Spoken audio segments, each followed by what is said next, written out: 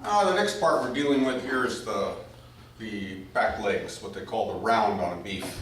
And what I'm going to do is I'm going to pull the sirloin tip off, I'm going to pull the top round off, and then the bottom round. The sirloin tips are going to be for steaks, the top round are going to be for steaks, the bottom round I think I'm going to make rump roast out of. And you can't really see much of that on there, so I'm going to refer back to this other hind quarter off of this small steer because it's a lot leaner. And you can see the definition of these cuts I'm talking about. There's that tri-tip that we took off earlier. There's the sirloin tip. You can see where the tri-tip connects to it up here. And this is what's called the bottom round. That's on the outside of the beef. And you can see within the bottom round is this section called the eye of the round, and then this main section that would be like a rump roast. And then on the other side, you can kind of make out the outline of a top round that comes all the way down into the pelvis area here. So we're going to do this on this fat beef, and you won't really see it as well, but at least now you know what I'm doing.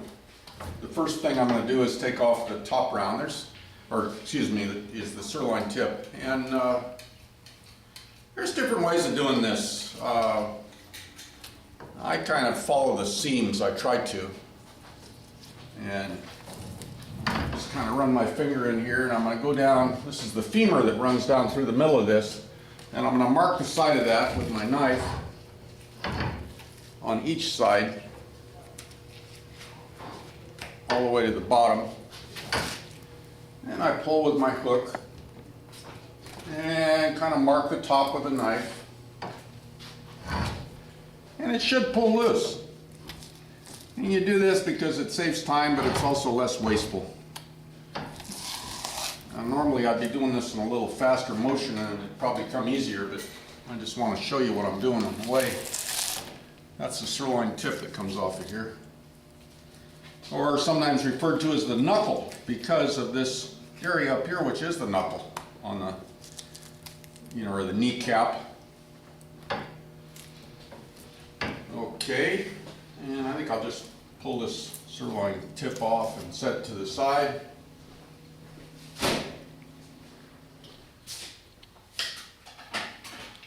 Give my little knife a tune-up here. I haven't done that. It's don't really sharpen the knife, but I kind of straighten the edge every once in a while. And top round is coming off next. And I just kind of know where it is. So I start the cut and I come down the side of the femur again.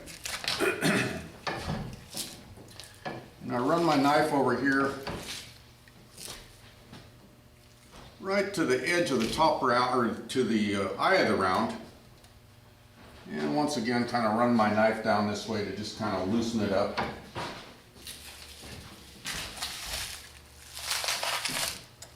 And then I pull the top round away from the bottom round, following the seam all the way.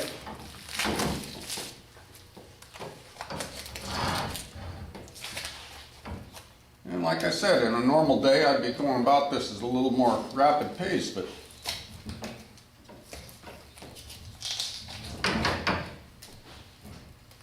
one thing about this kind of work is that it's involved learning. It involves a lot of repetition. It's like a cook learning how to slice an onion. You got to do it more than 5 or 6 times. You got to do it 100 times in a row. But anyway, here we are. We've got a top round. We've got a bottom round. Right down here is the rump, and I'm just going to kind of jerk that loose. You always want to have gravity working for you in the meat business because it's heavy stuff.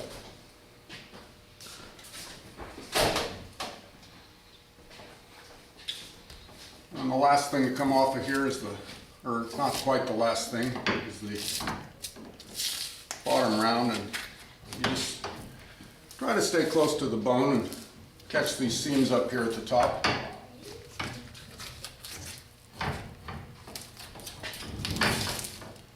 And that's the bottom round coming down, and we've got the femur here We want to cut that loose from the shank.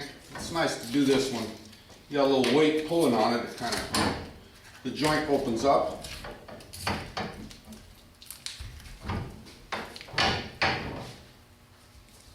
And the bottom round comes loose.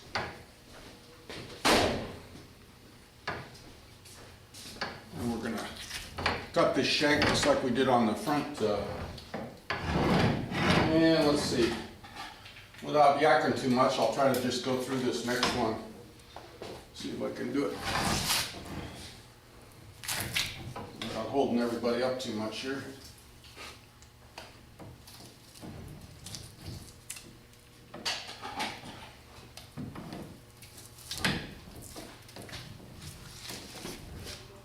This is butchery, it's not real precise. You know, over the years, the guys in the supermarkets have all started referring to themselves as meat cutters, and I'm not much on euphemisms. You're a butcher.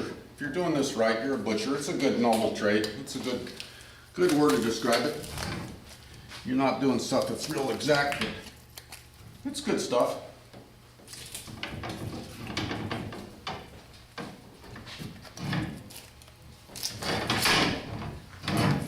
Sometimes things don't go right as you plan. It's the old law of unintended consequences. They don't always jerk loose the way they should.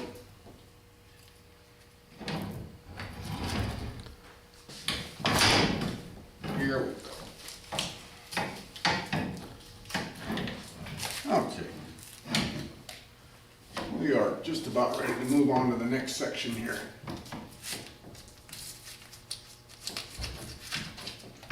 When I first got in this business years ago, when you cut locker beef for people, which is what this is, you cut just a lot of regular round steaks, which would not entail all this seaming. But anymore, people they want a little bit more for their money. People aren't as hungry as they used to. A round steak doesn't mean much. Okay, we're ready to go. On to the next section. There's a little fluid dripping down out of these. That's something that's in these joints. That's something everybody's got. That's synovial fluid. Keeps the joints working. Keeps you from getting arthritis. Or if you've got arthritis, you'll have more of it. Anyway, here we go. We're on to the next thing.